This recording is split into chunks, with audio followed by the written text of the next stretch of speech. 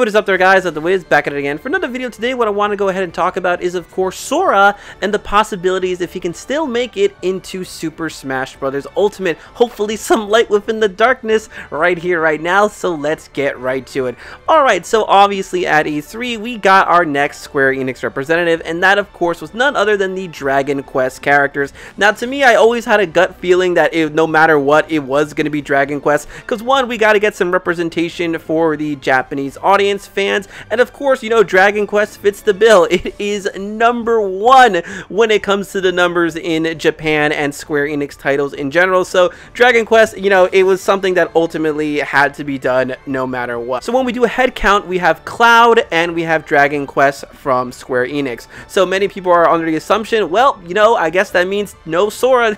That's it. Rip Sora for Smash. But technically, if we're to get really technical with this, Sora would be a Disney representative. Let's not forget that Disney owns Sora's ass. Really, they can do whatever the heck they want with this character. They only like to establish that good friendship with Nomura, so it's like, well, realistically, we can do whatever we want with this guy, but you know, we'll play nice, be a little buddy with Nomura and see if he's okay with whatever we want to do with Sora. So, you know, paying some respect to the actual creator itself. You want to always have that good relationship with the person that is making your game, because once again, Kingdom Hearts is a Disney game created by Square Enix. So realistically, Sora would be a Disney representative, and if he's a Disney representative, well, okay, that solves the problem of, you know, Sora can't make it in because we already have 2 Square Enix characters, which realistically, I mean, what's wrong with getting another Square Enix character? Square Enix is a really big brand. I see no issues with that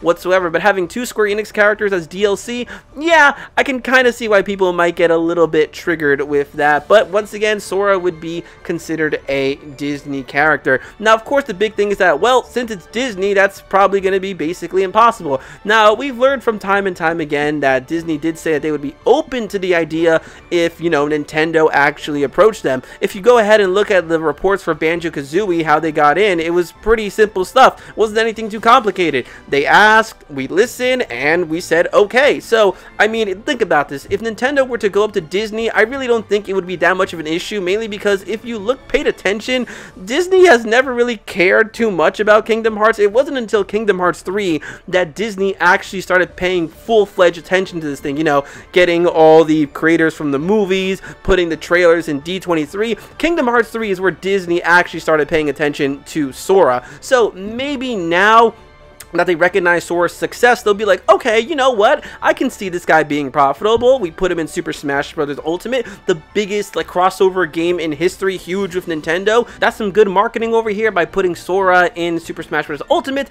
People could get interested in Kingdom Hearts. Disney gonna be like, oh, hey, look, people are buying more of our games, so why not do it? If Disney is a master of anything, it's usually marketing, and they usually take any opportunity they can. I can only see a lot of good things happening because of this. The only real issue that I possibly could ever see about Disney not putting Sora in Super Smash Bros. Ultimate is the fact that his Keyblade has the little keychain part with the Mickey emblem, and that's literally the face of Mickey Mouse. But at the same time, it's not really that big of an issue because, you know, just give Sora a different Keyblade. He's got a ton of Keyblades to choose from. Or, heck, you know, even change the Mickey emblem to a Super Smash Bros. Logo emblem, but that's technically messing with the character design no matter how much you look at it. So, again, it would be up to the Nomura. But, I mean, also, if you look at Sora from different aspects, Sora was basically going to be in Disney Infinity, you know, because the fans were asking and demanding for Sora. So, you know, Disney actually took initiative, and we ended up getting the Keyblade in Disney Infinity. We ended up getting King Mickey's outfit in Disney Infinity. Had the game not ended, I guarantee you we would have got Sora in there, which most people are going to be like, well, that's a Disney game, that's why it's really not that big of an issue. Well, again, see, it's the fact that, you know, they went ahead, they listened, and they asked. I really don't think it's going to be that big of an issue if Nintendo was to go up to Disney, because like I said, if they were to add Mickey Mouse as a character, then that would be a huge issue. But it's just Sora. I really think they're not going to care that much, and once again, I see a lot of good things to come out of this. If Nintendo were to work with Disney,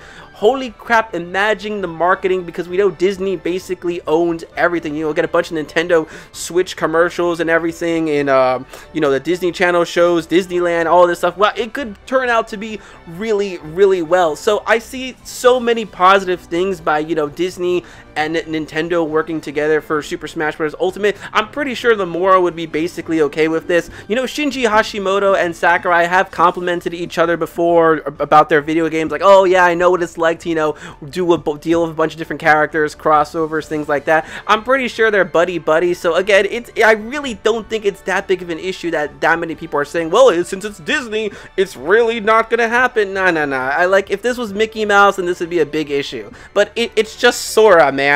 Disney's starting to actually now recognize how popular this character is. So, I mean, that's basically it for this video, guys. Technically, Sora would be a Disney representative, and we do not have that in Super Smash Brothers.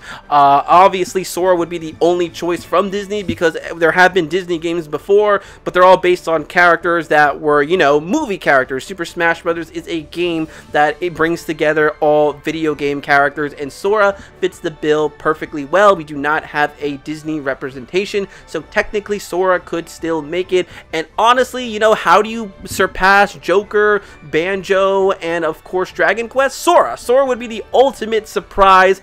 But again, it's one of those things where it's like, oh man, if they do it, oh, I will be so happy. So guys, what I want to know in the comment section below is, you know, hey, Sora in Super Smash Brothers Ultimate, do you think he'll make it in the final 2 slots, or are we gonna have to wait how many years for the next Super Smash Brothers Ultimate DLC? Or hey, maybe if they do a DLC like, you know, Season 2 or whatever, that's also in the realm of possibility. And do you think Disney would be that much big of a pain for us to get Sora in Super Smash Bros. Ultimate? Honestly, I really don't think so whatsoever. We've had Kingdom Hearts games before on a Nintendo console. They clearly have a relationship with Nintendo and Square Enix, Disney. So again, I don't really see that big of an issue of it. So guys, you know, leave your comments in the comment section below. And if you like this video, make sure to give it a big thumbs up, as that really helps me out. If you're not already, you can follow me on Twitter, same thing as my YouTube channel, which is Ed the Wiz. I am also on Instagram, which is MadSwag12345, where I post all the good stuff. So until next time, guys, I'm gonna go ahead and say